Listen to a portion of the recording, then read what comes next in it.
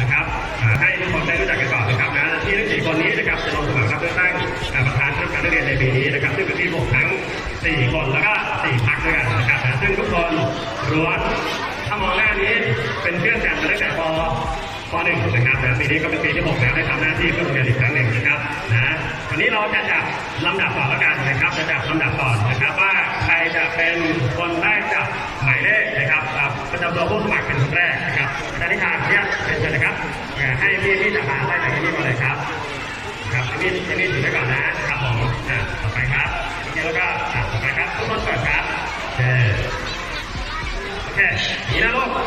ผู้สมัครที่จะได้จับหมายเลขผู้สมัครนะครับเป็นคนแรกคือพี่ริวนะครับคนที่2คือพี่บูคนที่3คือพี่และคนที่4คือพี่คิวนะครับอันนี้ไม่ใช่หมายเลขประจำตัวผู้สมัครนะครับส่งคืนครับครับเอาละครับนะครับเรียนผู้การนะครับวันนี้ปีนี้เรามีผู้สมัครนะครับสมัครรับเลือกประธานนักเรียน4 คนในการเป็นที่6ทั้งหมดนะครับเริ่มจากพี่ริวพี่บูพี่เอมี่แล้วก็พี่คิวครับต่อไปเราจะจับลำดับนะครับประจำตัวให้ผู้สมัครนะครับจับหมายเลขผู้สมัครนะครับซึ่งได้กำหนดแล้วนะครับเชิญครับพี่ริวครับ